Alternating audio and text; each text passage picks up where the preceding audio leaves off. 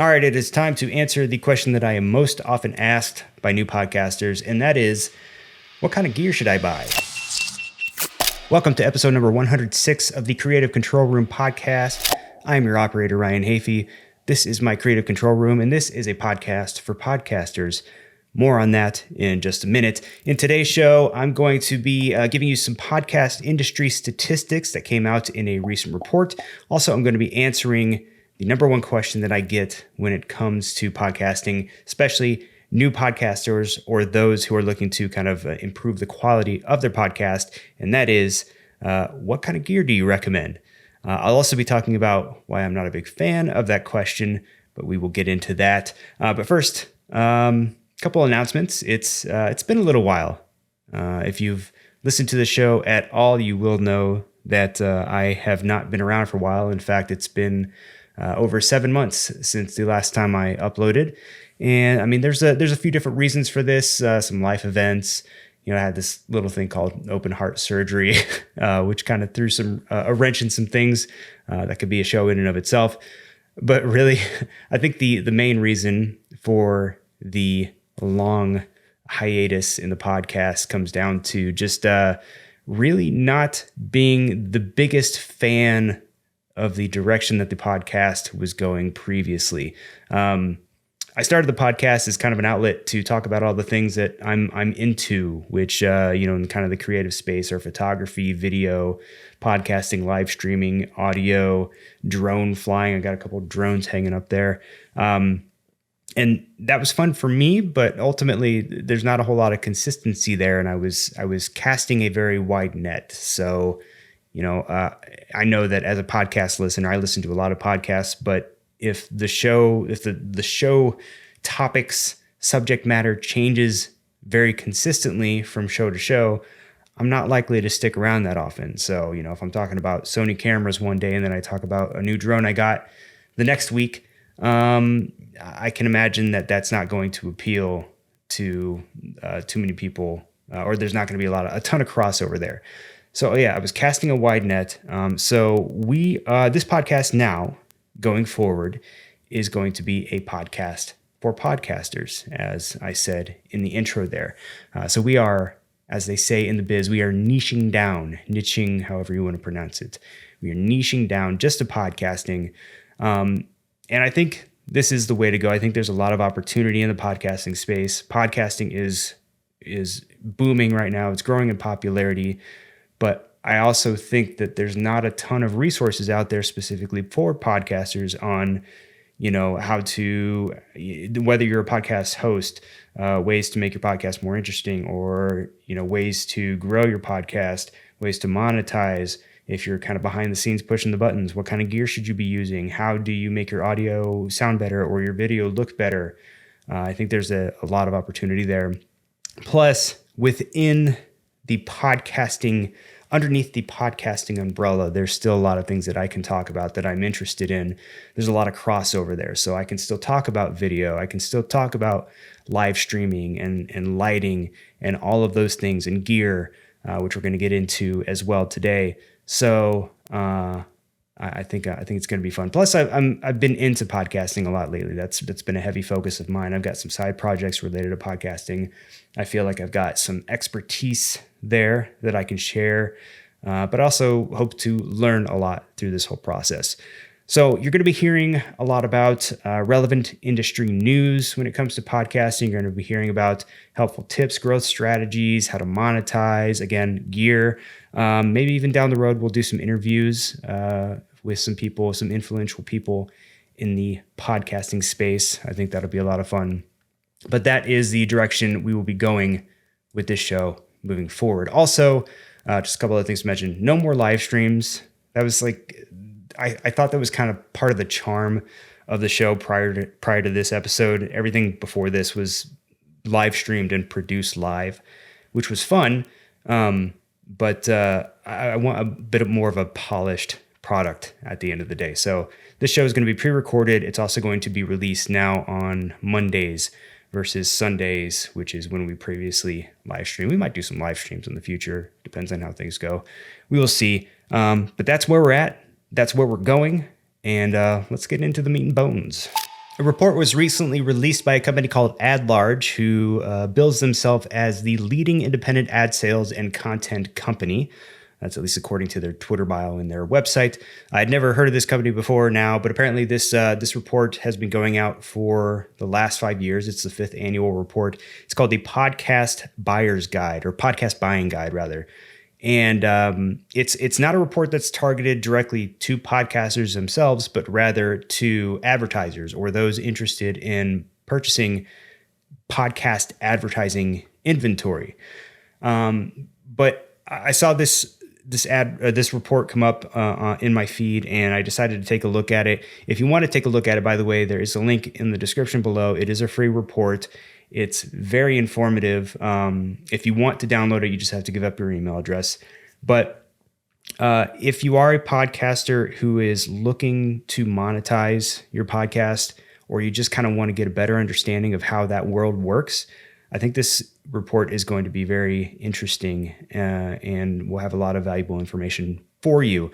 So go check it out. But I'm not here to go through all the different key takeaways from the report. If that's something that interests you, I think you should go check it out. But what I did want to do is talk about some of the interesting statistics that I found within this report that I thought were quite interesting, kind of related to podcasting as a whole, and like the people who listen to podcasts, those types of things. So for starters, and by the way, these stats that I'm going to tell you, they're all US only.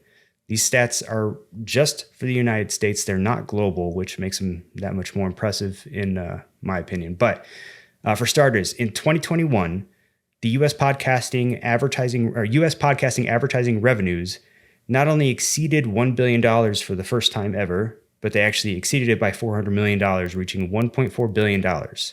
So in 2021 alone, $1.4 billion was spent on podcast advertising. So that tells you right there that people are kind of growing wise to the value of advertising within podcasts. And it's growing fast, growing rapidly. So there seems to be a lot of opportunity there. Some other statistics in this report in relation to like demographics and podcast listener ages. For example, 58% of 18 to 44-year-olds in the United States listen to a podcast in the past week. And also 41% of listeners are non-white, kind of indicating that there's a lot of diversity in the podcast audience. When you compare, the population, the white population of the United States is 76%, and 41% of listeners are non-white. That shows you that a very broad, diverse group of people are listening to all types of podcasts. So what that says to me is there's an opportunity to reach a plethora, as you might say, of people, a very diverse group of people with very diverse group of interests. So just something interesting from that. And then also 177 million, again, this is just US alone, 177 million people say that they have listened to a podcast. 109 million say that they listen monthly, and 74 million say they listen weekly. That's a lot of people listening to podcasts. Now, I mean, we all know that there's a lot of podcasts out there. I saw a stat.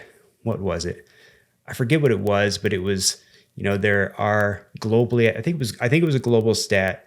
It was something like the number of podcasts in the world equals that of like the 2 most populated U.S. states. It was something along those lines. I'm butchering it. I'm just not even going to go any further because I'm sure the stat is wrong. But all that to say, there are a lot of podcasts in the world, but there are also a lot of people listening to podcasts. So a lot more competition than there was, say, 9 or 10 years ago in the podcasting space, but still a lot of opportunity there. 71% of podcast listeners trust podcast ads more than other ads.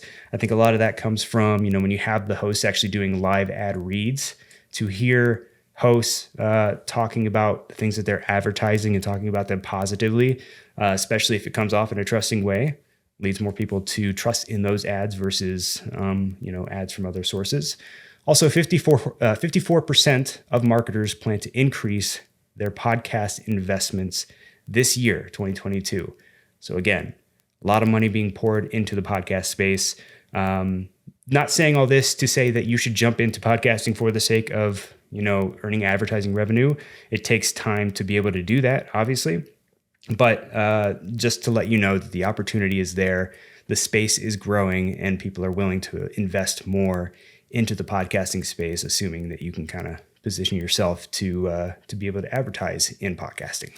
All right, it is time to answer the question that I am most often asked by new podcasters, and that is, what kind of gear should I buy?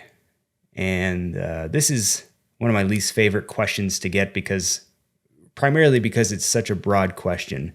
There's so many different variables, so many different factors that go into what kind of gear you should get or what kind of gear you need, depending on your show, the format. Are you incorporating video? Are you live streaming? Where are you recording your podcast? Lots and lots of different factors. And ultimately, at the end of the day, the advice that I give most often is just start with what you have. Start with what you've got. I mean, you can start a podcast with as little as your phone. You don't need a whole lot to get going. You don't need a bunch of expensive gear to start. You can start with what you have and build from there. So I don't like answering that question. Nevertheless, I get asked it a lot.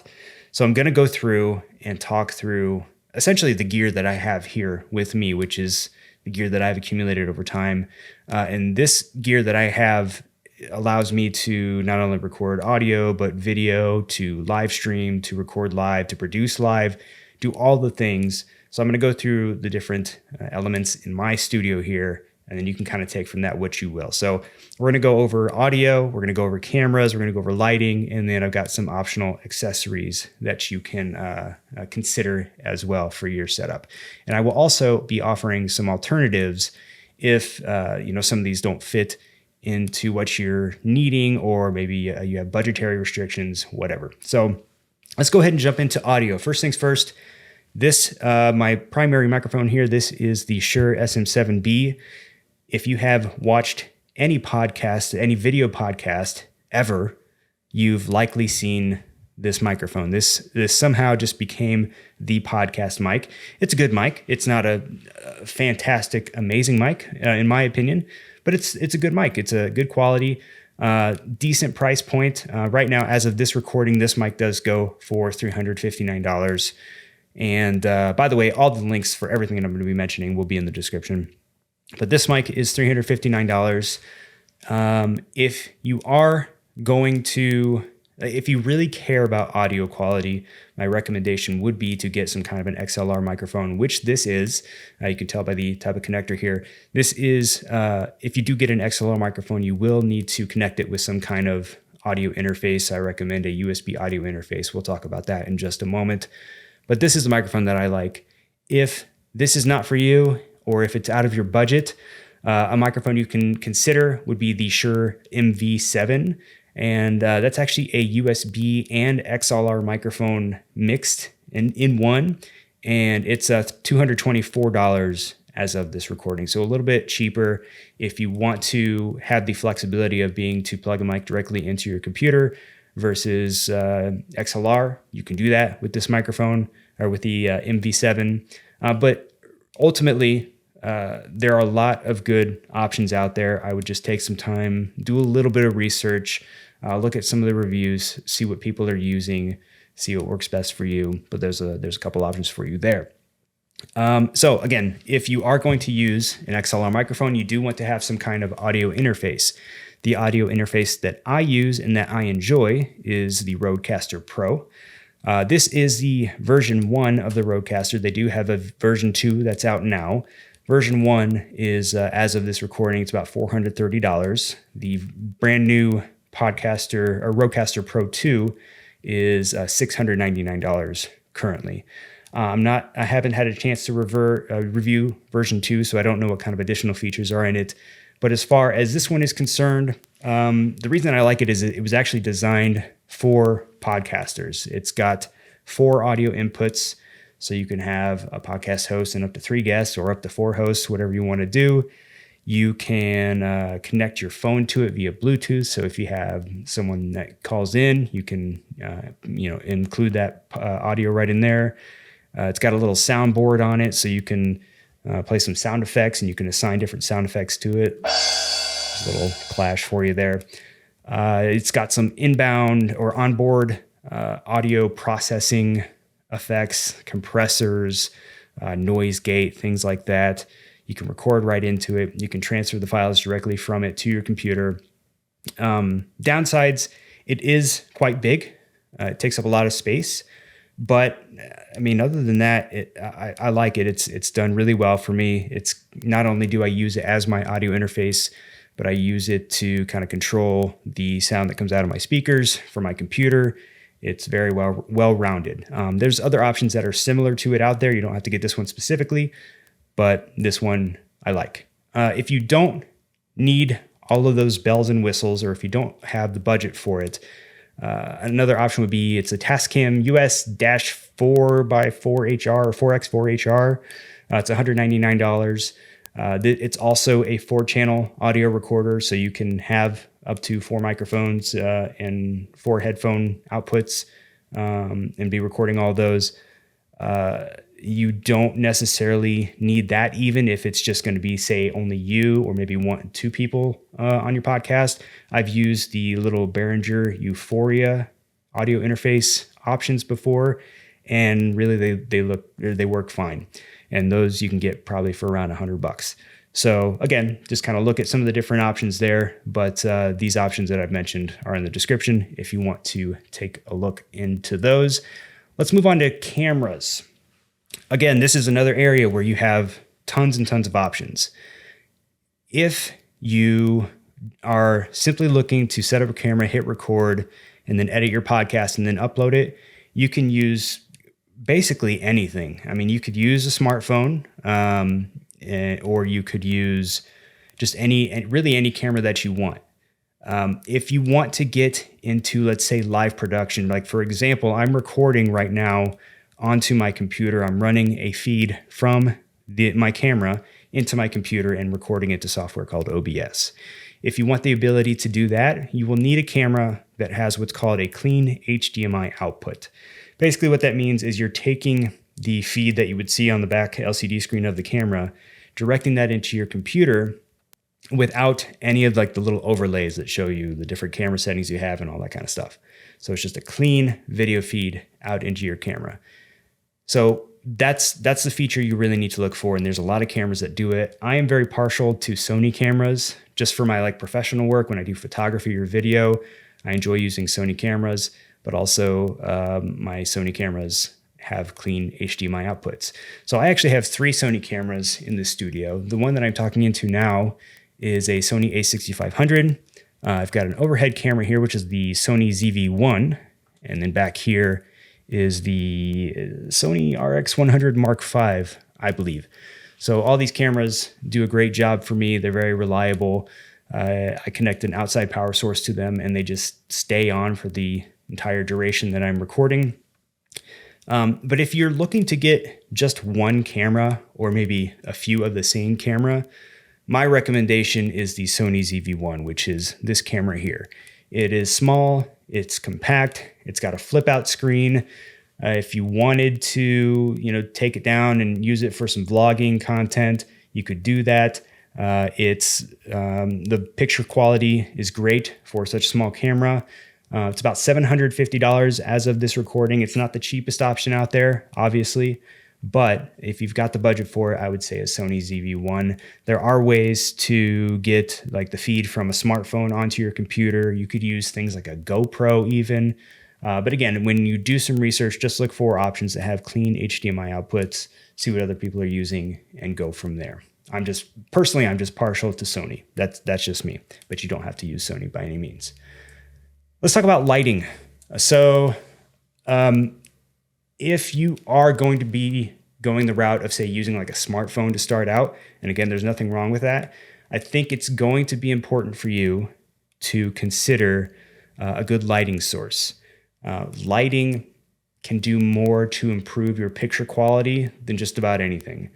If you've got a nice light, you could be using a smartphone or a lower quality camera and still achieve some decent results. My light of choice. And this light's actually, I've had this one for a few years. There are some newer options from this company out there, but the light that I'm using is the Godox SL60W video light. As of this recording is $139. Just for the light itself, you would need a softbox and possibly a light stand. The softbox I have on it is a 26-inch Neewer softbox, Neewer being the company name. But the benefit of these types of lights is they're very bright, and when you get a softbox with them, it diffuses the light. It makes it nice and soft. You could use kind of like an on-camera light or some sort of light panel. Problem with those is that it's hard to get soft light out of those, and harsh light can create harsh shadows, which can be not as flattering. So as you can kind of see, the fall off from this light is just, I don't know, you can kind of see from like under my bill, it's a little bit softer. The fall off is just a little bit softer. And if you position it right, you can kind of contour your face nicely. It can just add a lot to the quality of your picture. So go check this one out. It's a very affordable option. Like I said, they do have some newer ones that are a little bit quieter, offer a few more options, might be a little bit brighter as well. But well worth the money on this. And it's been, like I said, I've had it for a few years, been working great for me. Other lighting options, and this would be more for set dressing if you want to make your set look super nice. I have these are from a company called Govee. It's spelled Govee. These are smart LED lights. They come in these long strips. You've probably seen them before. I think the kids like putting them in their rooms these days. But as far as just kind of set dressing, they look great. This red light that you see up here is actually a Lifix light bulb that I have in the little light bulb retractable stand thing. I don't know what I'm talking about, but these are the LED light strips, and you can cut them to size. You can position them wherever you need them to go, and you can control them with a smartphone. So I could change the color of these lights whenever I wanted to. You can change the brightness, and you can do it all from an app, and they can just add something nice to your set. So those are my lighting suggestions. And then let's move on to a couple optional accessories that I recommend. The first being the ATEM Mini. So earlier you saw me switching between my camera angles. That was me using the ATEM. It's right here. You can kind of see it. There you go. A little bit better view. But this is the ATEM Mini there. This is basically a broadcast switcher, a live stream switcher that was made for live streamers and podcasters. There are production versions of, and actually Blackmagic is kind of the main company that makes these, or at least the most well-known company. But there are broadcast switchers that go for like $5,000. But this one, the current ATEM Mini that I have here, and this is the original, right now you can get it on Amazon for a little bit over $200. That's a great price. I think I ended up paying $400 or $500 initially when I got it, which is still a great price, especially, again, when you consider the alternative, the $5,000 broadcast switcher. I would probably recommend, if you have the budget for it, though, to get the ATEM Mini Pro, which is $395, again, as of this recording. The benefit to that one being that you could record directly into a hard drive that you plug into the ATEM itself. So you can record your media right onto a drive from there versus into your computer. I am running so basically my cameras get plugged into this ATEM Mini, and then the ATEM Mini goes into my computer. I bring that feed into OBS, and then I'm recording into OBS, which works for me, but may not work for you depending on what you're trying to do. But this device is great, but only if you're using some kind of multicam setup. If you only have one camera and you don't need any more than that, this is going to be a little bit overkill for you. In that case, if you're only using one camera, I would recommend what's called a CamLink 4K, which is essentially does the job of this, but all it does is bridge the gap of your feed from your camera to your computer. It's a capture card, and it's just a little USB device. It's about $115 as of this recording, and it just gets one camera's feed into your computer. But if you have any more than one camera, at that point, you're better off just getting an ATEM Mini. Financially, at least, you're going to be coming out on top because if you think about it, if you get a Cam Link, you have to get one for every camera that you have. So if one is $115, two is going to be $230. An A10 Mini currently is just over $200, and you get up to 4 inputs. So do the math. But again, if you just need one camera, you want to save some money, get the Cam Link. Another optional accessory here is this Elgato Stream Deck. This is basically just a little customizable button pad. You can customize all sorts of things. You can assign these buttons to anything, whether it be like hotkeys within Windows or your computer. It works really well, again, with the aforementioned OBS software. So for example, I can set up scenes and sources within OBS. And then if I want to switch to them, like if I wanted to go to my monitor, a little press of a button here, hey, how you doing? And I can go back with another press of a button. It just makes things a little bit easier versus, say, again, if you use it primarily with OBS, going in and clicking individual things in there, you can just do it with the push of a button. It does take a little bit of setup time, but I don't use it just for OBS. I use it to switch between my desktops, to close windows, to put my computer to sleep, things like that. So I like it. It is currently $150 on Amazon. This one is the 15 button version. I do believe that they make one that has 20 or 25 buttons, something bigger. It kind of depends on what you need, but I use this all the time. I love it. Another optional accessory I would recommend if you are using, say, a DSLR or mirrorless camera that has a detachable lens on it. It's the iCan Homestream Video Conference Teleprompter with Monitor. It's a long name. $300 currently, but this thing's great. So it's a teleprompter, and you might have seen some of these types of teleprompters before. They attach right onto the end of your lens. Doesn't matter what size lens you have. This will come with some adapters that you screw onto the end of the lens, and then you literally just put the teleprompter on the end of your lens. And the beauty about this particular teleprompter is that it comes with a small monitor that has an HDMI input. So you can essentially use this as a third monitor, which is what I do. So when I record, I have it turned on as a third monitor, and then I drag my show notes onto the monitor so that I can look through my notes as I'm talking into the camera. An issue I'd had before I had this teleprompter was, I would have to look over to this screen if I ever wanted to look at my notes. So I'm constantly looking back and forth. But now I can continue to look in the direction of the camera and see all of my notes without having to look away. And when you consider that a lot of teleprompters in general are not cheap, especially ones that come with monitors. I mean, they'll be in the thousands of dollars. This one is only $300. And, even when you're not using it for podcasting, consider, if you're on a Zoom call, you could put the Zoom call on the monitor there, and then it's as if you're looking at the person you're talking to on Zoom versus looking at your screen or whatever it may be. So a great accessory. I use it all the time. Love it. And that concludes the segment on gear. Well, hey, thanks for tuning into this week's episode of the Creative Control Room podcast. I've got some big things to come, so if you're still with me and you got some value out of this episode, it would be great if you could hit those like and subscribe buttons wherever you happen to be watching or listening, and we will see you next week. Bye-bye.